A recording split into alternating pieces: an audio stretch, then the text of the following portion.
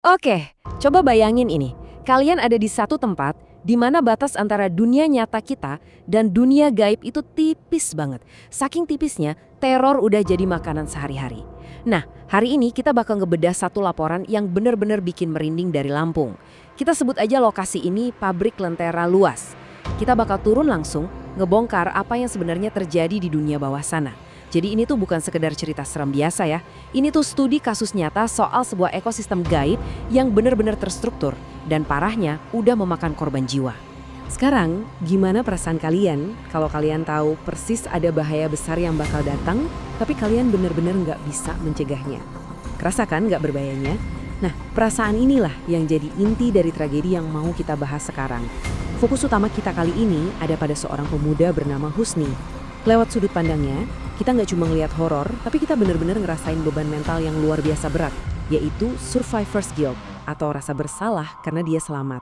Husni ini tahu ada ancaman besar, tapi ya gitu, dia sepenuhnya nggak berdaya. Kita masuk ke bagian pertama, mitos dan peringatannya.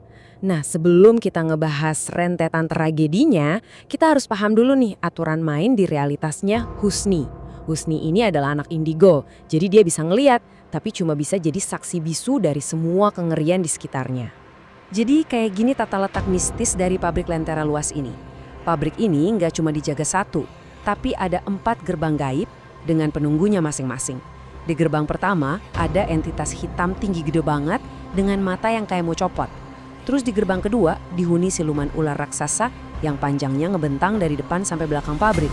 Lanjut ke gerbang ketiga, ini isinya segerombolan kuntilanak berbaju merah. Dan di gerbang keempat, ada sosok wanita yang dipanggil Nyai. Nah, yang paling penting dan ngeri di sini adalah mereka semua punya jadwal berburu. Tiap menjelang malam 1 suro, mereka bakal keluar dari gerbang ini, turun ke jalan raya di depan pabrik, Jalan Mawar Melati, buat nyari tumbal manusia.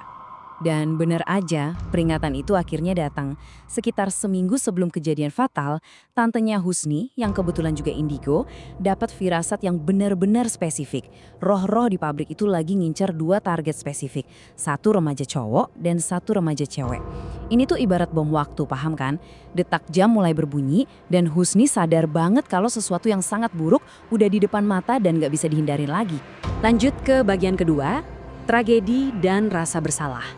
Di titik inilah teror dari dunia sana akhirnya bener-bener nembus dan ngancurin kehidupan nyata. Ancaman dari pabrik bukan lagi sekedar mitos warga, melainkan berubah jadi duka. Semuanya kejadian cepet banget dan di luar nalar.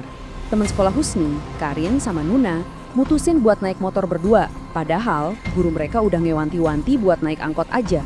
Di tengah jalan, posisi mereka tukeran nih. Nuna yang lagi sakit perut pindah ke belakang. Nah, pas mereka ngelewatin Jalan Mawar Melati, persis di depan pabrik lentera luas, tiba-tiba aja motor mereka kepleset hebat. Nggak ada alasan logis kenapa bisa gitu. Karin kelempar ke pinggir jalan terus pingsan. Tapi Nuna, dia kelempar ke tengah jalan. Dan belum sempat dia bangun, sebuah truk orange melintas dengan kecepatan tinggi dan langsung ngelindas dia. Meninggal di tempat. Cuma dalam hitungan detik. Target udah diklaim, tumbal udah diambil. Malam setelah pemakaman, Nuna datang ke mimpinya Husni. Coba bayangin kengerian sama rasa sakit di momen ini. Wajah Nuna yang tadinya cantik tiba-tiba hancur berantakan, terus dia membisikin.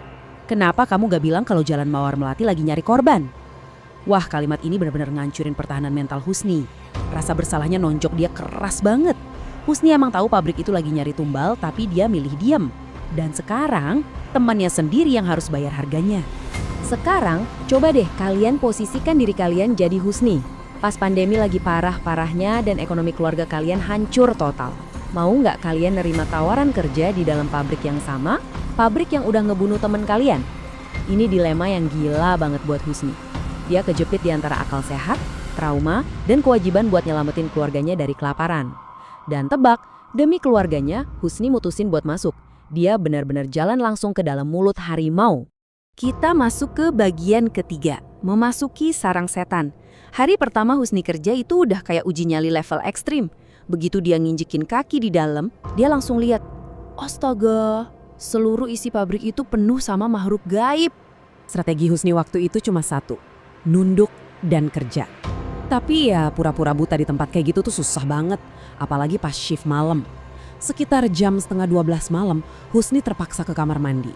Suasananya sepi banget, tapi dia ngerasa diawasi. Pas dia pelan-pelan ngedongak, dia lihat ada sosok cewek pakai baju putih lusuh, mukanya hancur. Dan yang bikin merinding, dia lagi merayap di langit-langit kamar mandi persis kayak cicak, natep lurus ke arah Husni. Sumpah ini teror sensorik yang parah banget. Husni sampai lari terbirit-birit keluar padahal urusannya belum selesai. Terornya ternyata nggak berhenti di situ. Gara-gara masih ketakutan, Husni minta teman kerjanya Mbak Riris buat nemenin dia balik. Tapi pas keluar, Husni bingung. Kok ada 2 Mbak Riris? Satu lagi jalan ke arah lorong, dan satu lagi nunduk diam aja di pojokan kamar mandi. Husni yang nggak sadar, nyamperin sosok yang nunduk itu terus nepuk bahunya. Pas sosok itu noleh, mukanya rata. Nggak ada mata, hidung atau mulut. Husni baru aja nyentuh doppelganger, entitas peniru yang sengaja main-main sama ketakutannya. Kita masuk ke bagian yang paling jujur aja bikin mual dari pembahasan ini. Daging tumbal. Nggak lama setelah kejadian muka rata itu, tiba-tiba manajemen pabrik umumin pembagian daging gratis buat semua karyawan. Sekilas, wah ini kan rezeki nomplok ya di tengah ekonomi susah. Tapi, Husni ngelihat realitas yang beda 180 derajat. Perbedaan realitasnya tuh bener-bener mencengangkan. Karyawan biasa ngelihatnya ya sapi sama kambing normal yang lagi nunggu buat disembelih. Mereka senang dong. Tapi dengan mata batinnya, Husni ngelihat 4 orang manusia dewasa dan 1 anak kecil diikat lehernya persis kayak hewan ternak di pekarangan pabrik. Daging-daging hewan inilah yang nantinya dibagiin ke para pekerja, sementara kepalanya bakal ditanam di bawah mesin-mesin pabrik sebagai sesajen. Buat Husni, makan daging gratis itu sama aja kayak makan daging manusia. Ini kompromi gelap banget yang terjadi di dalam sana. Ketegangan akhirnya memuncak beberapa hari kemudian, sekitar jam 3 sore. Ada kesurupan massal gede-gedean di pabrik, dan Mbak Riris, teman kerjanya tadi, ikut kesurupan. Di tengah kekacauan itu, tubuh Mbak Riris mendadak kaku, dia natap tajam ke arah Husni, nunjuk wajahnya, terus teriak, "Kamu tahu aku akan dijadikan tumbal. Kenapa kau tak menolongku? Memang manusia tidak punya hati." Gila, entitas ini sengaja banget ngebongkar trauma terdalamnya Husni. Mereka nyiksa psikologisnya karena mereka tahu Husni bisa lihat semua konspirasi busuk mereka. Husni benar-benar udah nggak kuat. Dia akhirnya mutusin buat resign hari itu juga. Tapi terornya ngikutin dia pulang. Menjauh secara fisik ternyata nggak otomatis mutusin ikatan supernatural yang udah kebentuk. Resign dari kerjaan rupanya bukan tiket keluar dari mimpi buruk ini.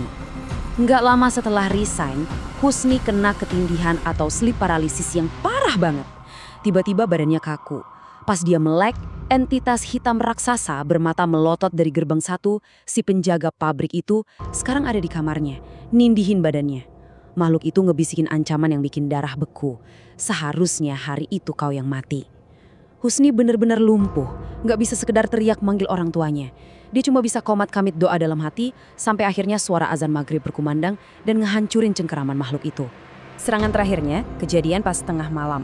Entitas pabrik ini udah nggak cuma ngancam Husni, tapi nargetin keluarganya juga. Dalam mimpinya yang kerasa nyata banget, Husni ngelihat orang tuanya diikat persis kayak hewan kurban yang dia lihat di pabrik. Ayahnya teriak nyuruh Husni kabur, tapi roh-roh pabrik keburu nangkap Husni.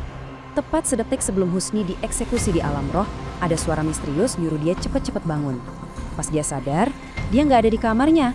Dia nemuin dirinya lagi tertidur di ruang tamu, dikelilingi keluarganya yang panik luar biasa. Ternyata, roh Husni nyaris aja ditarik sepenuhnya ke dunia bawah sama entitas pabrik yang ngamuk gara-gara jadwal makan mereka kebongkar. Untungnya, cerita ini punya titik terang. Kita masuk ke bagian akhir, pembebasan dari sosok yang tak kasat mata.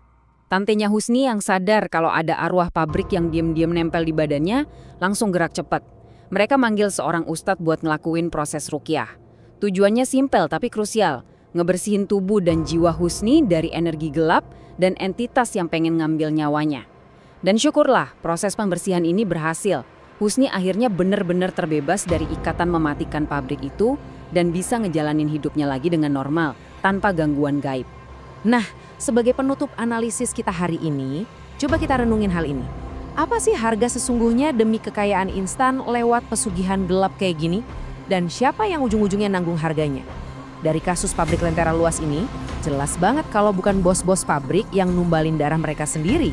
Justru orang-orang tak bersalah kayak Nuna atau pekerja-pekerja yang niatnya cuma cari nafkah, mereka yang jadi korban.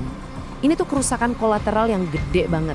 Sebuah pengingat keras kalau keserakahan manusia itu seringkali nuntut bayaran nyawa yang nggak ternilai dari orang lain. Makasih udah nonton sampai habis. Dukung terus Markombur ID dengan cara like, subscribe, dan share ke kawan-kawan kalian. Sampai ketemu di pembahasan selanjutnya. Tetap asik dan jangan lupa bahagia.